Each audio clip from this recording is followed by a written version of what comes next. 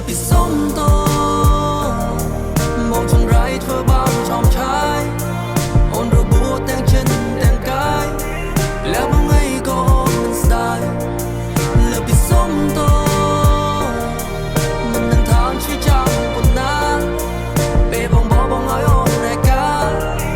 បងអាត្មានិយម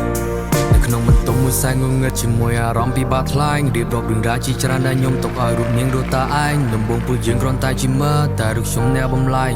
វិវត្តទៅជាស្នេហាដែលមានផ្លូវចារនៅខ្វាត់ខ្វាយអាត្មានិយមក្នុងចិត្តពុពលគ្រាន់តែចង់បានខ្លួននាងមិនខុសពីការជឿចាប់កុហកហេតុតែស្បត់នៅក្រោមភ្លៀងដំបើងមិនឈឺតែនៅតែរកព្រោះតែស្នេហ៍ខ្ញុំលំអៀងបដការជាជាមួយដែលคล้ายៗពេលមានបញ្ហារោគភ្លើវៀងសួរអ្នកណាយល់ខ្លះ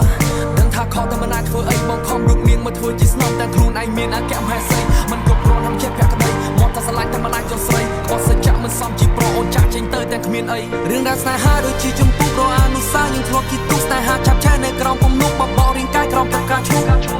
បាត់ដោយសារគេគ្រប់គ្នាសង្ឃឹមខ្ពស់មកលើបងរឿងរ៉ាវធ្លាប់ធ្វើកន្លងសត្រឹមតែពេលលើពីសុំតមកចង្រៃធ្វើបានចំឆាយអូនរបួសទាំងចិត្តទាំងកាយแล้วបងไงក៏អូនមិនស្ដាយឲ្យបងសុំតជាកំហុសដោយចេតនាយកអូនព្រោះតែតណ្ហាបងអាត្មានិយមបាបកម្មស្នេហ៍នេះតែធ្លាប់មករកបងហើយកែអីឡានបងអូនធ្លាប់ជីបងស្រមៃឃើញត្រានត្រៃនៅគ្រប់កន្លែងអូនបងព្រោះកាន់ដៃបងសំនឹងដៅអូនធ្លាប់បងសត្រឹមតែពីគូបាយធ្វើបាបនោះស្រីដែលស្មោះកុំហោះនេះវាធំនឹងថាមិនអាចលើកលែងអូនឈឺអូនចេញអូនយំអស់សម្រស់អស់គេទៅជួចចោះឈ្មោះស្អុយក្នុងសង្គមនឹកតែមិនដែលខរអូនសោអាត្មានិយមឲ្យបងសុំតដែលធ្វើឲ្យអូនយំ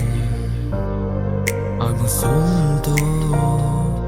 គឺបងអាត្មានិយមឲ្យបងសុំតរកកំហុសពីមុនលើពីសុំ